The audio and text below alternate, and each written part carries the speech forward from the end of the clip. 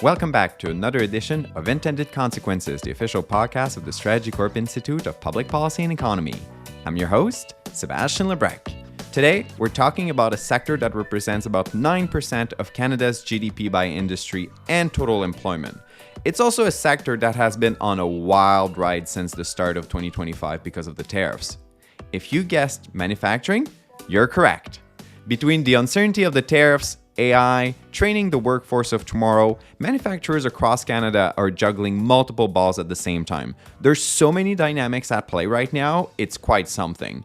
And I wanted to take stock of this, and I found the perfect guest to come on the show today. Jayson Myers, CEO of Next Generation Manufacturing Canada, or NGen for short. He's worked in the manufacturing ecosystem for over 30 years, so we're lucky to have such a knowledgeable speaker on the show today. Thank you so much for being here, Jayson. Okay, so let's begin by talking about your organization. At a high level, what should our listeners know about NGen? So NGen is a not-for-profit organization. We're industry-led, and we raise money from a variety of public and private sources to invest in transformative technology projects and ecosystem initiatives as well, to really change the game, to transform Canadian manufacturing. And we do that through collaboration. So our model is to work with several technology companies to integrate their technologies along with manufacturing to develop a solution that manufacturers can actually manage, and that they can use to improve their business and grow their business, help scale up the tech companies, help manufacturers become more competitive. And I know that you're also the lead on Canada's delegation to Hannover Messe. We'll talk about this a little bit later because I know there's a lot of interest in this event and it's kind of coming up. So before we talk about this, though, it's kind of hard to talk about manufacturing without talking about the tariffs. I know some people don't want to talk about the tariffs because that's like the elephant in the room. But I'm going to ask you anyway, what are some of the main impacts of the tariffs on manufacturing in Canada right now? And are those kind of the impacts that you were expected as a manufacturing expert and an economist, or are there some surprises? Well, I think maybe one of the biggest surprises is that the tariffs has not had more of an impact on manufacturing. It's had a very severe impact on some sectors like steel, aluminum, metal products, on the automotive sector, especially the large company investments, as well as of course as wood manufacturing. Here, there's no doubt that they're the ones that have been really squeezed by this. But it has had an impact across the sector. One of the things we've seen is a scramble on the part of many companies to become CUSMA compliant. For many years, it was just too easy to pay 2.5% tariff there without having to go through all the rigmarole of being compliant with the rules of origin that are required to enter the U.S. duty-free or Mexico duty-free. That's certainly not the case anymore. And so we've seen a real strong demand for companies to become CUSMA compliant, make sure that their products apply or are compliant with rules of origin. That's number one. Of course, the other impact is that the tariffs have really eaten into cash flow.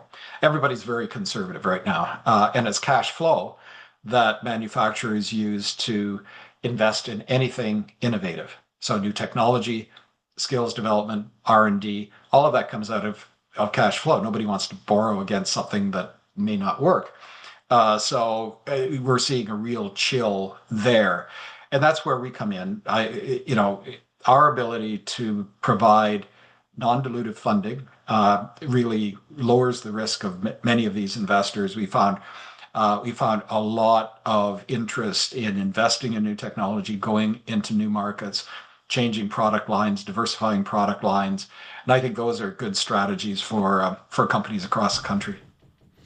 So you're talking about diversification. It's actually a great segue. We know that governments have put a lot of emphasis on interprovincial trade and, finding new markets. I know you've worked with my friends at the Ontario East Economic Development Commission on a report focused on resilience and trade diversification. So what are some of the key takeaways from this project with Ontario East? There's a lot of opportunity, of course. We have tremendous capabilities in manufacturing, but also in advanced technologies around manufacturing here in Canada. In fact, there aren't very many places in the world that have this concentration of expertise and technology and manufacturing capability than we have, frankly, from Quebec City to Windsor. This is really a hub of advanced manufacturing. So there are a lot of opportunities. But I guess the other thing that people have to realize, policymakers above all, is that companies can't turn on a dime. Number one, you need customers, and to say let's it's not market diversification; it's finding new customers. Finding new suppliers, finding new innovation partners, and in order to do that, you have to be as competitive as everybody else in the world. You have to do something actually better than everybody else in the world to get that contract. And so it's a part of it is outreach, a part of it is actually working with customers to show them that you are able to do the job that they're expecting you to do, that you have a solution for whatever the customer wants to procure. So that takes an awful lot of time, and it takes an awful lot of effort and investment in new technology, investment in good business strategy. And I think maybe above all, it shows the importance of it's not something that happens overnight. It takes time, but above all, it shows the importance of making wise investment decisions, and that's a leadership and management issue. So, Ontario East, they do economic development. So, if an economic development officer listens to the answer you just gave me, what else would you add from a super local perspective? Like, what's the role of EDOs?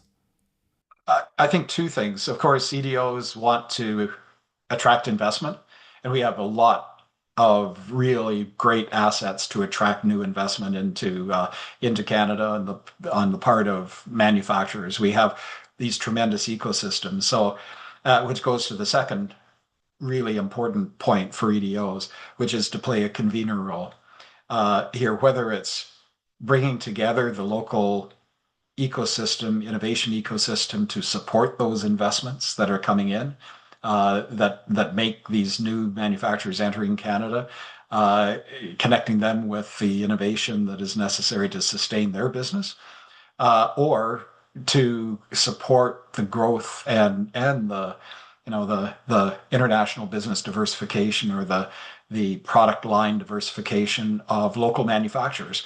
All of that depends on building connections with local business services, with local technology companies, with local colleges, universities, the skills development groups and research groups in the academic institutions. So I think that role of convener is so important.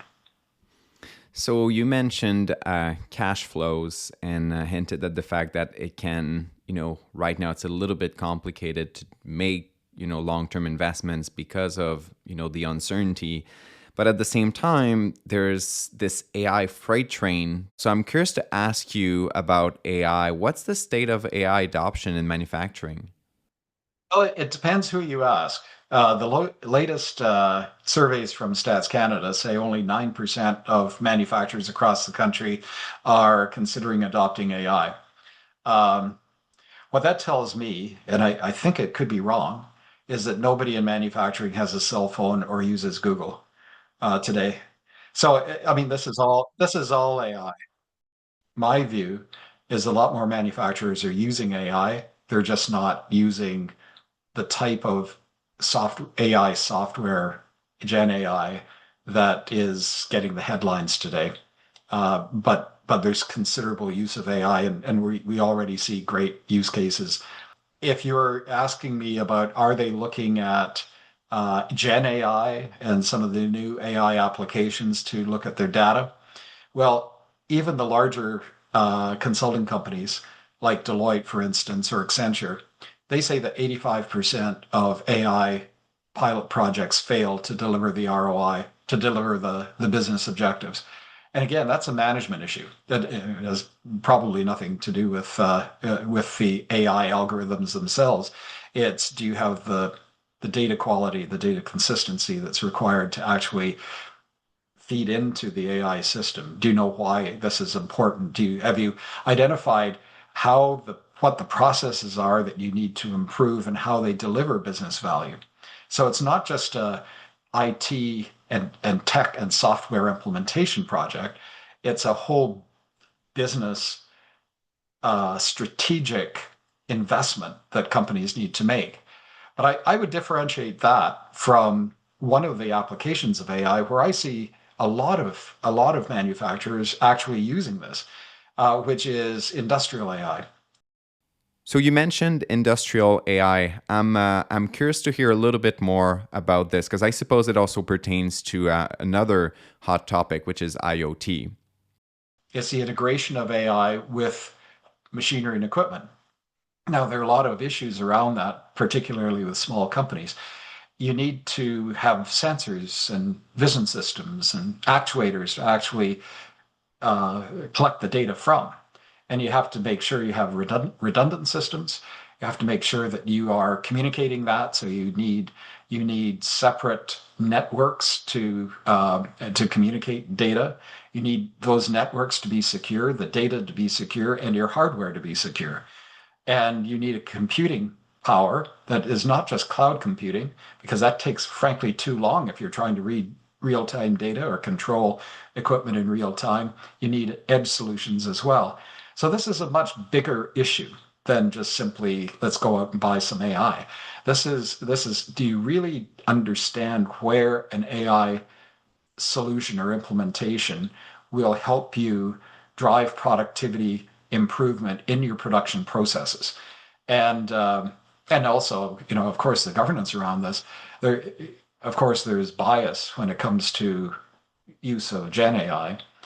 The risks involved in a physical AI system going wonky, as we've seen, frankly, in some of the autonomous vehicles that have been hacked and taken over. The risks of that are that they could kill someone. So the risks are considerably higher. The standards and the physical specifications around implementation are much stricter as well. You gave a really good landscape assessment of AI today, but what's the AI of the future in the manufacturing context? So I think we have great capabilities around foundational AI in Canada. We have even better capabilities when it comes to applying AI to improve industrial systems. And that not just manufacturing, but food processing, well, food, agriculture, food, forestry, mining, energy generation, as well as, of course, manufacturing. So I think the future of AI is large behavioral models. I think the future is how can we understand this interaction between AI, equipment, and human beings here. And that requires the research community to focus on real life problems. All of this is very innovative, so that I want to ask you about intellectual property for a minute. I know you guys are doing some very interesting work in IP protection and commercialization. So what would be, say, the top three pieces of advice you would give manufacturer when it comes to IP? To realize, first of all, that you have a lot of it. You may not know it. Um, but the way you operate, the industrial secrets that you have, and it's not something that you need to license, but you have to be aware of it because that's your secret sauce. That's where you create the value there. And I'm surprised. You're right. We work with a lot of manufacturers and tech companies to develop IP strategies for them. And I'm surprised by the number of companies that tell me we didn't know we had IP. But that is the way you create value in your operation. That's the solution that you provide here, and it's not just patents and copyrights here. It's how you operate, how you work with customers and deliver value. So that's number one. And number two is make sure that you have a strategy to protect that. Technology is developing so rapidly. Maybe your strategy is not to have patent protection at all, but to continue to lead the innovation here, continue to develop new solutions because if you try to lock it in a patent or a copyright, you might be moving backwards here. and everybody else will be further ahead. So develop the right strategy. And then on the commercialization side, I think there are lots of opportunities here to develop new business models as a result of the value of your IP. And this is where we're seeing manufacturers really, they're not only pivoting into new product lines today, they're pivoting into new services as well. It's product as a service here. We even have models around factory as a service today. So very different business models, but it really all depends on the acknowledging how you create value for your customers and acknowledging the importance of your IP in doing that. And a lot of IP that can't be replicated because it's only you and your team that can develop that IP. So we're gonna pivot a little bit. I promised that we were gonna talk about Hanover Messe. So showcasing Canadian manufacturing at home and abroad is a big part of your daily job. So could you tell us about some of the flagship initiatives of NGen?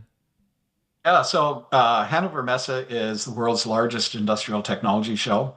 Last year, Canada was the partner country. We were very fortunate. We worked with the government, but NGen was the organization that really put Canada's industrial presence together. We had 250 exhibiting companies. We had probably over 1,000 Canadians in Hanover, and it made quite an impression. Along with, of course, the best reception, partner country reception ever. I have to say we had Charlotte Cardin, we had Loud Luxury along with us. There, I can't tell you how much my niece thinks of me now that I have Loud Luxury on my speed dial there. But it was really something, and the reception that we got from, particularly from European companies, there was really exceptional. Here, Hanover is different because it's not just a tech show. It's a place where you do business on the floor. You've got people walking around, wanting to sign contracts, investors coming to you and saying, you have a very interesting technology. Let's talk about investment opportunities there. So it's a place to do business, and the feedback we got was just excellent in terms of the quality of the leads. So this year, April 20th to 24th, we're back in Hanover, probably with a few smaller delegations, smaller footprint, but we're going to be focusing on robotics and defense solutions, AI for manufacturing, automation, and digital solutions for manufacturing. Again, world's largest industrial trade show. This is the place to be for any Canadian company that wants to showcase their technologies to the world. Here's not just a European show or a German show. And I can tell you there's a lot of business that's done just within the Canadian delegation themselves. So, as you know, Strategy Corp has a very engaged municipal audience. So, how can municipal and regional officials partner with NGen on initiatives like the one you just described, but perhaps others as well? Well, two ways. And of course, we have our own domestic showcase, a Canadian showcase of capabilities in Toronto. It's our new Now Next show, which is coming up at the end of March, here March 31st, April 1st. But I think two ways. First of all, help us get the word out. We're looking for exhibitors. We're looking for companies that have the best industrial technologies in the world to come with us to Hanover. There we can cover some of their travel expenses to come as well. You can check everything out on our website. But help us get the word out. And secondly, if you have a group of companies that you want to bring yourself, then join us as an exhibitor. We had a number of municipalities and economic development agencies come last year, and provinces as well. I think Durham region probably topped the list. They brought a huge delegation of local officials, but also, of course, local companies, and we showcased the Canada's Arrow uh, prototype car. There we had the Chancellor of Germany sitting in it, wanted to drive it off, but we had just got it through customs, so we didn't want that. But it's a great opportunity to, as I say, to showcase local regional capabilities and also support your local manufacturers on a world stage and local tech companies on a world stage. Something tells me your phone or your email might be ringing after this podcast. So, speaking of partnerships, training and workforce development is a big piece of the manufacturing puzzle. So, can you tell us about the role of post-sec institutions in the manufacturing ecosystem?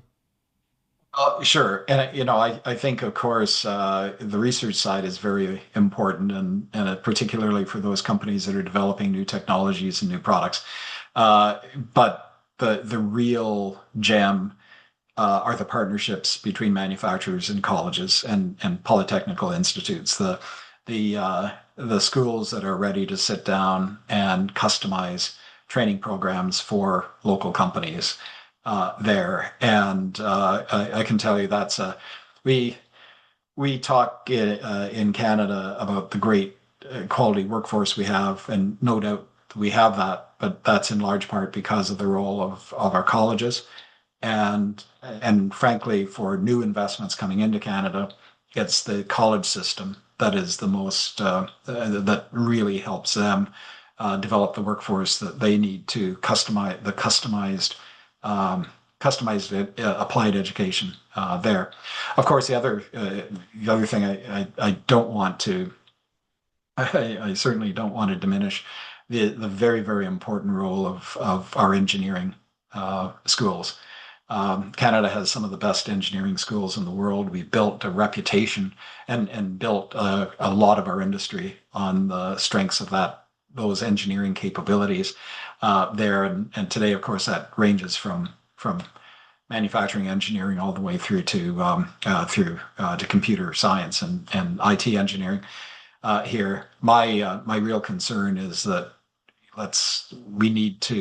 we need an industrial strategy that ramps up our industrial capabilities in Canada to keep that talent here. And that's, in my mind, the biggest challenge we have in manufacturing, to focus on adoption of technology, raising the capabilities, the competitiveness of Canadian manufacturing, so that people actually want to work in manufacturing in Canada. And I think that's a fantastic way to wrap up the podcast. It almost sounds like you wrote the conclusion without knowing what the questions were going to be. So we're going to leave it at that. We covered a lot of ground. I wanted to talk about tariffs. Wanted to talk about AI. Wanted to talk about Hanover Messe. Wanted to talk about post-sec.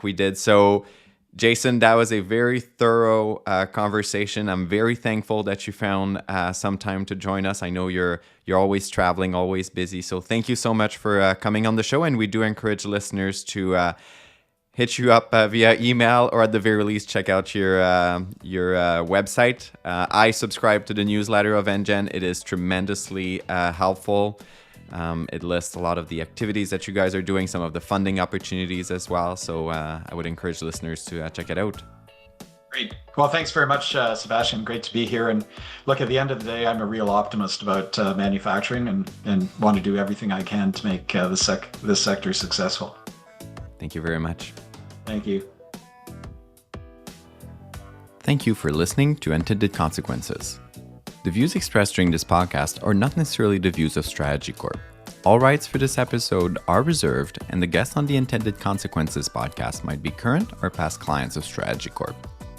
To find out more about the work of the Institute and to subscribe to our newsletter, visit our website at strategycorp.com/institute, and make sure to follow us on Twitter and LinkedIn.